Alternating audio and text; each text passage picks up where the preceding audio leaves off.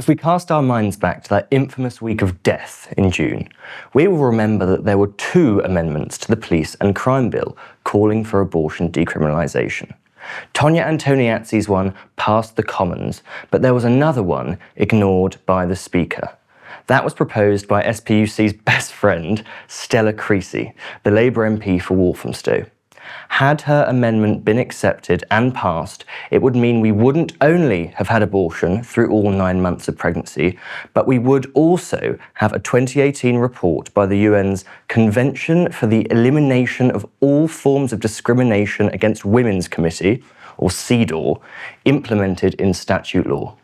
Thankfully, the Speaker's intervention means that Stella Creasy had to back off, but the UN report, one of its most pernicious and dangerous instruments, still hangs heavy over the nation. So why can't we end this globalist overreach? I'm Ben Weller, and this is Viewpoint.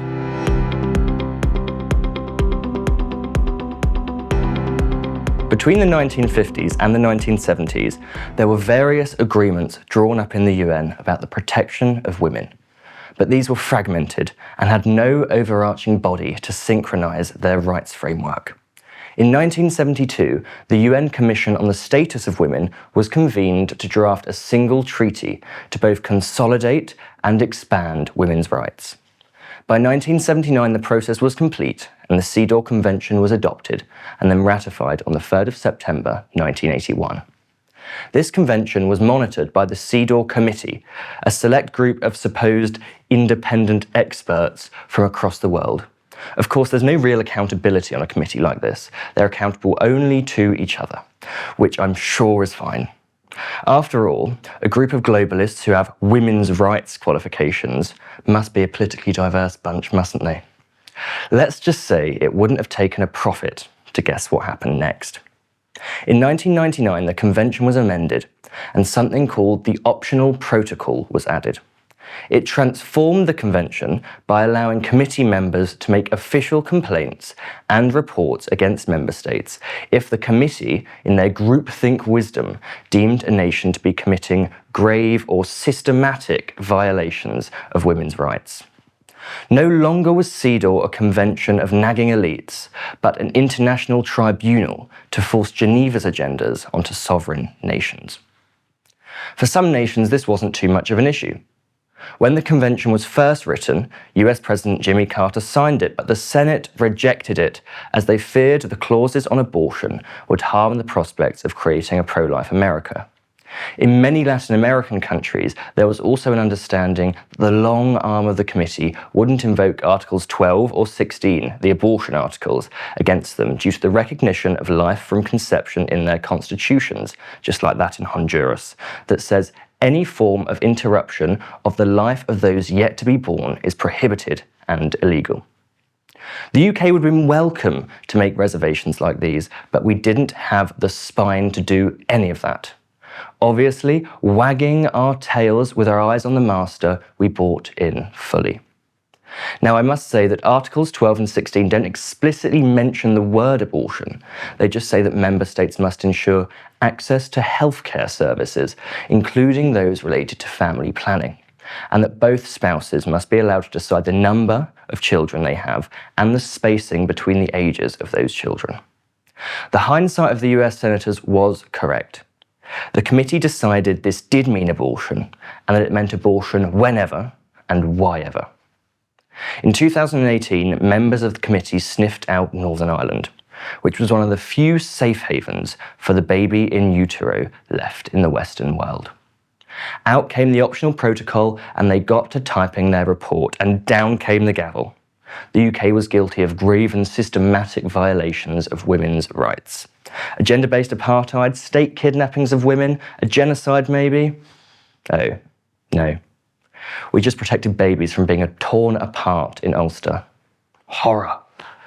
The report which judged Northern Ireland's alleged ills was led by a CEDAW committee member, Ruth Halperin Kadari, an Israeli legal scholar who specialises in feminist legal theory, whatever that means.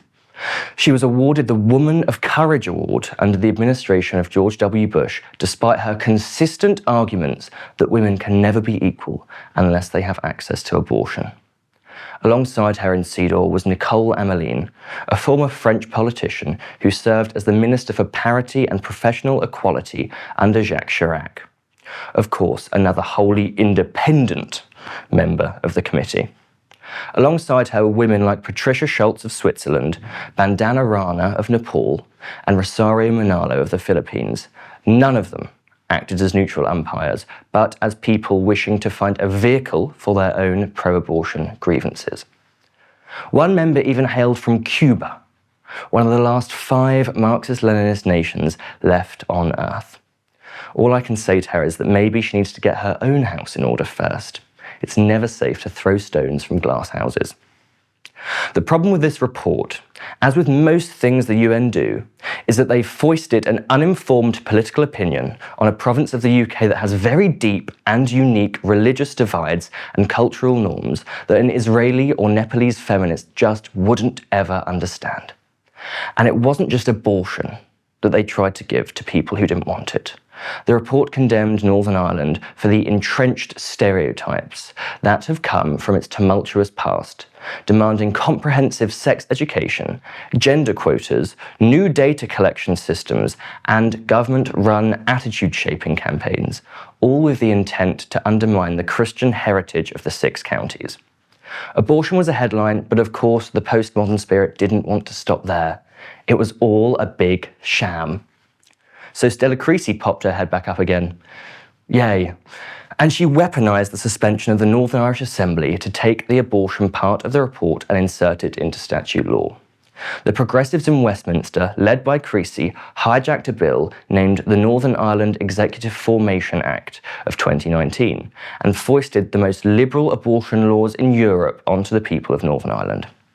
I must note too that this was done with a full backing of the dismal excuse for a Conservative that was the then Health Secretary, Brandon Lewis. Now, I've said before that unless we reverse it, the progressive landslide will never stop. These people will never be happy until they've completely destroyed society. So let's fast forward to 2025.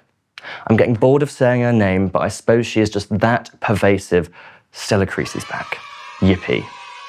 As the government-sponsored police and crime bill was making its way through the House of Commons, an amendment was submitted by the member for Walthamstow.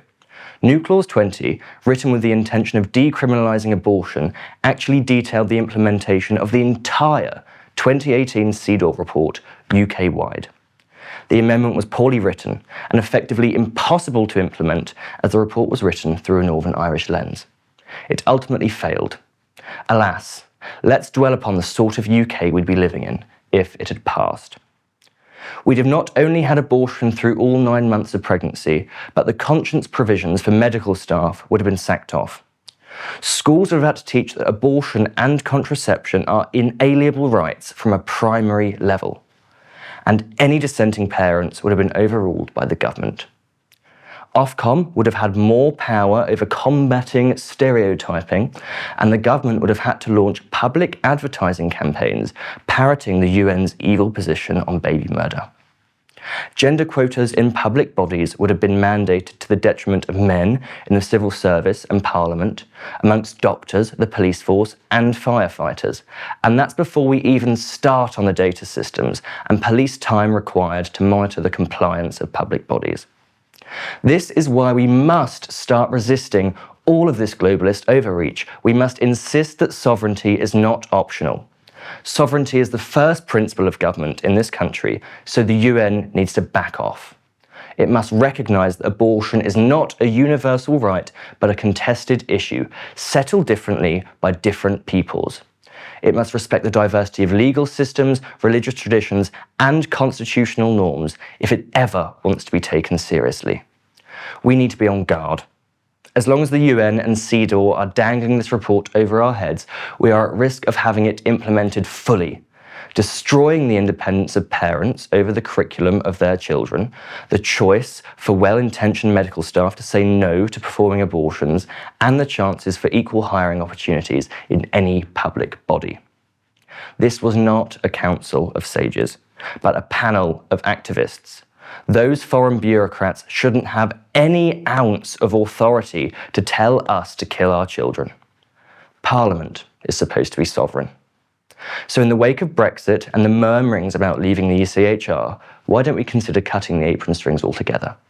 Let's have a chat about the UN, and hopefully we can just start to ignore them.